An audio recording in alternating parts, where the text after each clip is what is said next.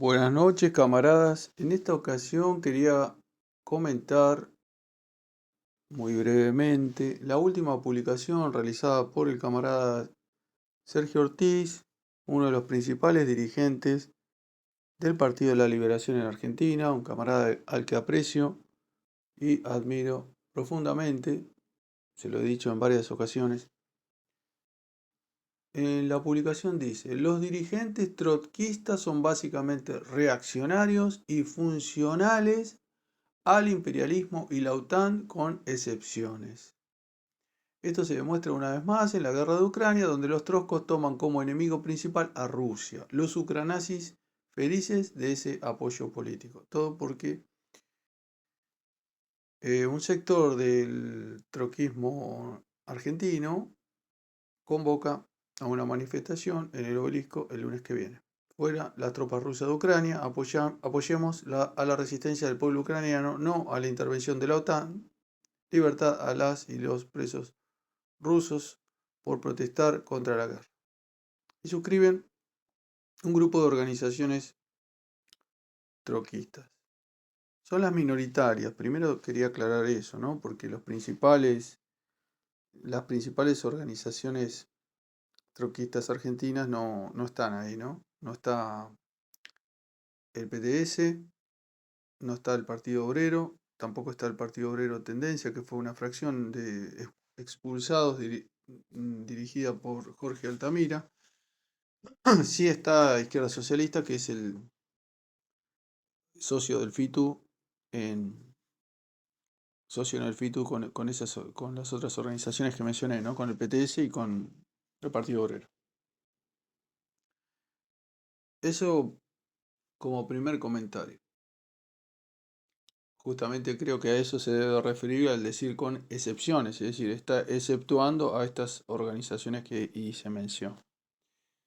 Bueno, en general estoy de acuerdo en casi todo con Sergio, pero no estoy de acuerdo eh, con esta publicación. Porque fíjense que constantemente aquellos camaradas que equivocadamente apoyan al imperialismo ruso, algunos porque no le reconocen el carácter de imperialista, otros se lo reconocen en parte, por ejemplo el PTS justamente, que habla de que el imperialismo, no se puede hablar de un imperialismo ruso, pero sí imperialismo económico o militar, perdón. Em, o tantos otros que fundamentan el apoyo a Putin por ser heredero de la Unión Soviética o porque fue el agredido por el cerco militar que está practicando la OTAN al ponerle bases militares e invitar a las antiguas repúblicas soviéticas a sumarse a la OTAN y a la Comunidad Económica Europea dirigida por Alemania. Entonces eso habilitaría a Putin a eh, bueno, otro argumento es que Putin defiende la independencia de las dos repúblicas del Donbass, que fueron atacadas por los nazis ucranianos hace más de 8 años con más de 30.000 muertos. Entonces, le compran, entre comillas, o le creen a Putin cuando habla de que él dirige una operación que solamente va a desnazificar a Ucrania. Eso es lo fundamental, ¿no? Es decir, muchos camaradas se ponen del lado de Putin. Acá estos camaradas troquistas se ponen del lado de los ucranianos, es decir, de quienes fueron agredidos, particularmente del pueblo ucraniano, ¿no? Que está pagando con sangre, con éxodos masivos, más de 8 millones de ucranianos han tenido que emigrar, consecuencia de la agresión del imperialismo ruso, que pagan todos los días, ¿no? Con muertos y más muertos. De ese lado se ubican estas organizaciones troquistas. Además de la cuestión que Sergio no dice, ¿no? Porque eh, no habla de que Putin es otro imperialismo, es decir, que Rusia es otro imperialismo, tampoco menciona que este conflicto está inmerso en la gran confrontación. Recién hice un video hablando de eso, justamente de cómo el bloque liderado por Estados Unidos, la OTAN y sus aliados, va contra el bloque liderado por China, en el cual podemos sumar a Rusia, Irán y otros países, ¿no? Eso es básicamente lo central que está pasando en el mundo. Y nosotros, los marxistas, tenemos que tomar posición. Por supuesto, como nos enseñó Lenin, para el caso de la Primera Guerra Mundial, cuando también se dio una situación similar, es decir, un bloque imperialista liderado por Alemania en ese momento se enfrentaba con el bloque imperialista liderado por Inglaterra. Entonces, Lenin la caracterizó efectivamente como una guerra entre bandidos dirigida a saquear el mundo. En este caso pasa una situación muy similar porque recordemos que este no es el primer conflicto en el cual la Rusia de Putin ataca a ex repúblicas soviéticas. Ya había pasado también en el caso de Georgia, en un mecanismo muy similar, prácticamente copiado de lo que pasó ahora con Ucrania, ¿no? Es decir, lo que pasó con Ucrania es una copia fiel prácticamente de lo que hizo Putin en Georgia, ¿no? En Chechenia también. Es decir, los lugares que Putin considera estratégicos para la seguridad nacional de Rusia, el Cáucaso, Ucrania, Crimea, es decir, donde puede operar la flota rusa, la flota del mar, el Mar Negro en este caso, Putin utiliza esa metodología. Es decir, que podemos prácticamente asimilarla a la metodología que usó el propio Hitler en la Segunda Guerra Mundial, ¿no? Cuando ponía como excusa que había eh, ciudadanos de origen alemán que eran oprimidos en este caso, en el caso de Hitler, por Polonia, y él salía a liberarlos, ¿no? Ya que ellos pedían que los ayuden, entonces Hitler iba a ayudarlos. Y bueno, en este caso similar, ¿no? Putin lo utilizó en Georgia, había dos provincias que hablaban en su mayoría ruso y que se sentían oprimidas por los georgianos, y bueno, Putin salió a rescatarlos, digamos, y lo mismo hizo en Ucrania, ¿no? Es decir, similar metodología. Con respecto a eso no dice nada, Sergio.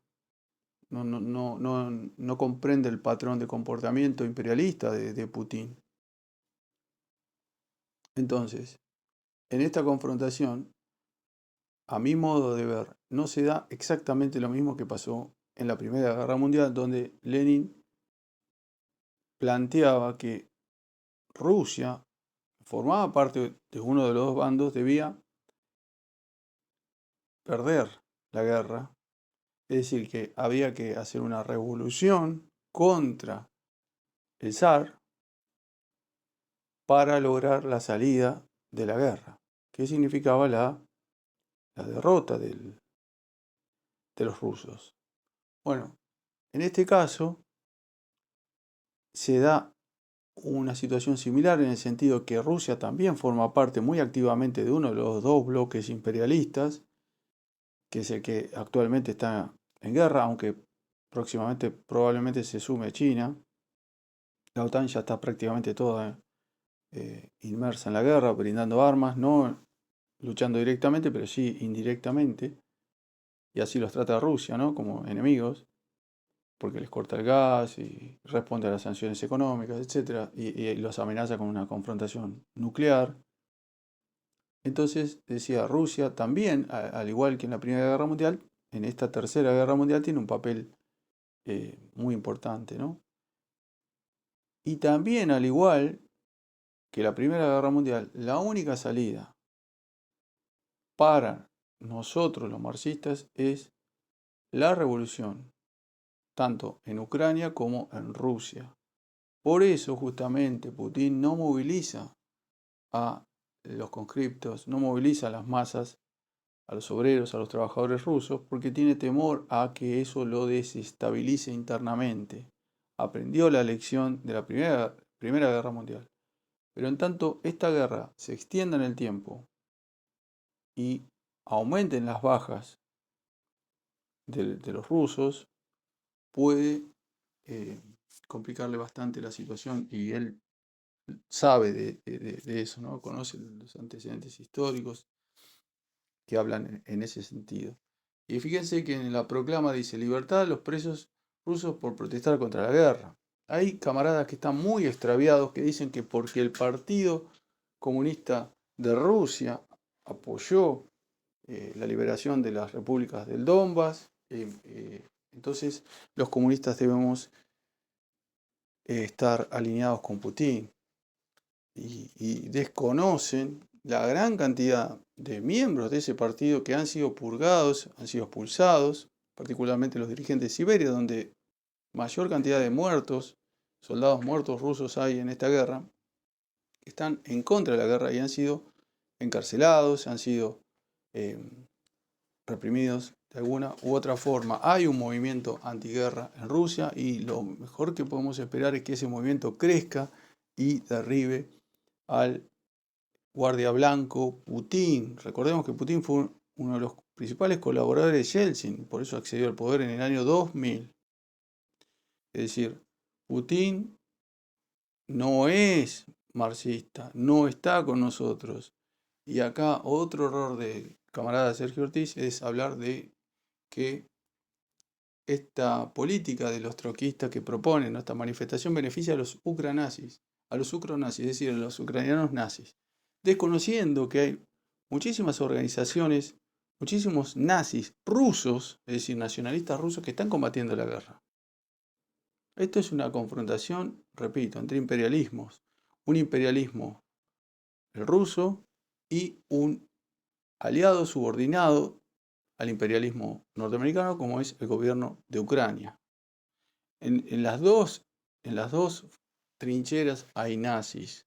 No hay nazis solamente en Ucrania, del lado ucraniano. Entonces, repito, sigamos las enseñanzas de Lenin. La derrota de Rusia beneficia objetivamente el proceso revolucionario ruso. Aparte, ahí voy a la diferencia que había hecho mención. Recién hablé de las similitudes. Rusia, tanto en la Primera como en la Tercera Guerra Mundial, participó directamente. En la Primera Guerra Mundial, la revolución dirigida por Lenin terminó con el gobierno del zar, producto del desastre, varios sucesivos desastres militares en el frente que sufrieron las tropas rusas dirigidas por el zar. Ahora se da una situación similar. Rusia combate, Rusia tiene fuertes pérdidas, pero hay otro componente importantísimo que tampoco ni Sergio Ortiz ni ningún otro camarada hace referencia, que es acerca de la tradición socialista que existe en Rusia tras la Unión Soviética. El pueblo ruso experimentó el socialismo. El pueblo ruso, el pueblo ucraniano y tantas otras nacionalidades vivieron bajo el socialismo en la Unión Soviética y tienen recuerdos muy positivos. No es lo mismo un país como, por ejemplo, Estados Unidos, que está indirectamente involucrado en esta guerra, o Polonia, o Finlandia, que también están cercanos a entrar en conflicto. Esos pueblos no han experimentado tantos años de socialismo, no han experimentado los beneficios que significó la Unión Soviética para el aumento de la calidad de vida de la población. Por lo tanto, no añoran el socialismo. Los rusos sí, y los ucranianos también. Con lo cual, una de las posibles salidas puede ser, y los marxistas-leninistas debemos apostar a esa salida, la salida revolucionaria. No comparto completamente la placa en el sentido de que, fíjense que no habla de la rebelión del pueblo ucraniano. Es decir, así como debemos llamar a la revolución en Rusia, también la debemos llamar en Ucrania. Y acá, en este texto, no dice absolutamente más allá de un no a la intervención de la OTAN, pero no habla de derribar a Zelensky, que es una de las tareas, porque las tareas van de los dos lados de la trinchera. Queremos la revolución, tanto en Ucrania como en Rusia. ¿Cuáles son nuestras posibilidades? ¿De qué dependen nuestras principales posibilidades de alcanzar la revolución socialista en esos países? Como decía, la añoranza de la Unión Soviética que existe en los dos pueblos en lucha. La única paz duradera vendrá de la revolución socialista, de los dos lados de la trinchera. Venceremos, camaradas.